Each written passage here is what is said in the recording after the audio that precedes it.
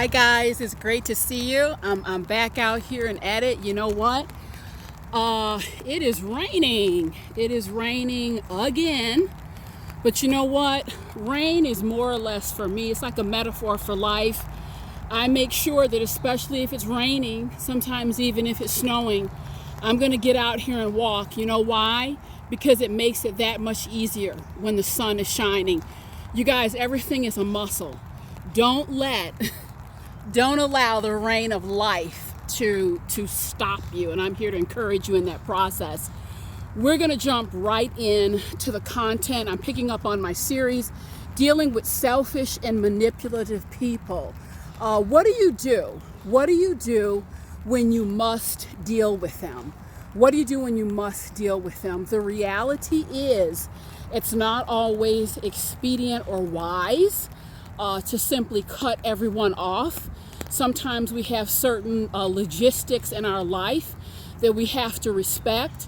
So my other installations, I dealt with what do you do when you're away from these people and it's time to heal. I've also dealt with some preventative maintenance. How do you avoid these type of people and relationships altogether? But for the next two installations, I'm going into the innards of just how to deal with it when logistically you have to find a way to manage them. So really lean in. I think you're going to get a lot out of the content today. One of the things I really want you to appreciate and understand is necessarily selfish and manipulative people operate in the shadows. They operate in the shadows, in the darkness. Why? Many people will tell me, Sheila, I'm somewhat confused by their behavior. I feel like I'm not on solid ground quite frequently. This is very common. And I'll tell you, it's done intentionally by selfish and manipulative people because they operate in the dark, because if they can keep you off balance, for them, that is permission to play. That is permission to play. I must tell you that the selfish and manipulative people among us, they are the dung beetles. They are the dung beetles of our lives.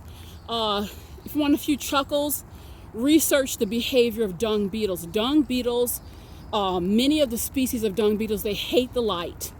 They reject the light. What they do is they find a pile of dung. It could be from a lion or a cow, what have you, and they will burrow themselves inside of that dung in the darkness. And when light hits them, they get mad, they scurry about. You know why? Because you have messed up their plan. They want to feast. They want to feast on that mess and stir up mess in the darkness. And I'll tell you, exposure, one-step process when you want to manage these personalities in your life, selfish and manipulative. And the key word is exposure. And we expose. When we do our exposing, we do that in a non-aggressive, non-confrontational way. Why? Because if you do it in an aggressive and confrontational way, the selfish and manipulative person will use that emotional discharge against you. Why are you screaming at me? What have I done wrong? Why are you acting like this? In most cases, you will get shut down because what they are masters at is manipulating situations and energy exchanges into their favor. That's why when we confront, we do it in a non-aggressive and non-confrontational way. And we don't use what I call high emotions. You don't want to use high emotions because they will necessarily use that against you.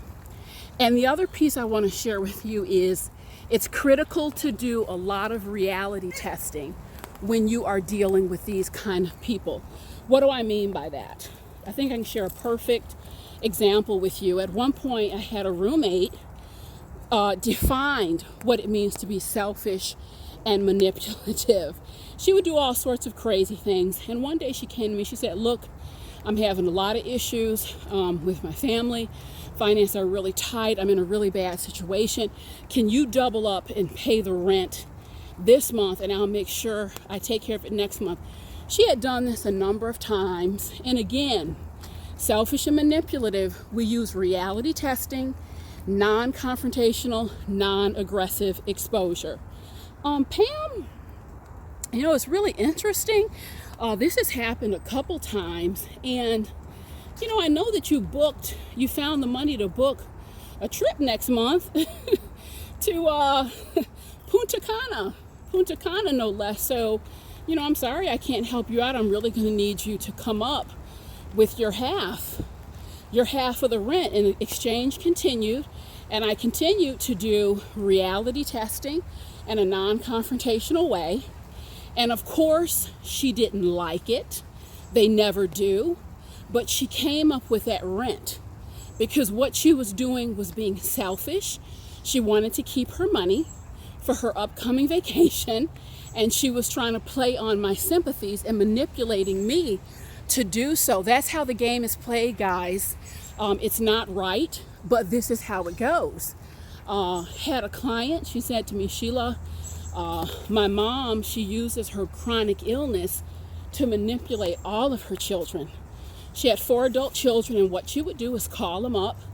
They would offer her money, offer to come see her, care for her when they could based on their work schedule. That wasn't good enough for her. What she would say is, no, I'll make it. I know I'm here by myself, but I'll make it. You guys just go ahead and go on with your lives. So she knew, she had figured out that would play on them emotionally. And what they would do is drop what they're doing, despite work, needing to make a living, care for their families. They would fly out. She would get twice as much money from them. They would spend twice as much time, but they resented that because they were manipulated into it. And what I told my client was, I need you to start some reality testing with her. When she starts that, I want you to go back to the date and the time that you offered to come out when you were on vacation.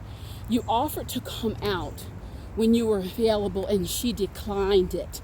And you need to keep her choices and her behavior and her responses in front of her to curb or eradicate the behavior. And guess what, folks? Her mom is still manipulative, but it did curb the behavior. Why? Because what a selfish and manipulative person hates more than anything is being exposed and to have to confront the realities of what they're doing. And I have to say again, your silence or you're going along with it is permission to play. And that's what a lot of people do. They don't say anything, or they get so flustered, they get emotional and blow it up, or they go along with this. And when you're dealing with a selfish and manipulative person, in order to keep your sanity, you have to make that investment in gaining your comfort level with reality checking and non-confrontational, non-aggressive exposure. Folks, it works. It is a powerful calling card. I'm going to be back tomorrow with some more information and advice for you on dealing with selfish and manipulative people. You guys, this is a channel that checks the boxes for you. Come on the walk with me daily. Be inspired, be empowered. The channel is growing. We are sliding and gliding together, and it's only going to go further and further. Thanks so much, guys. I'm 3 miles in. I got 2 more miles to go. I'll see you tomorrow. Bye-bye.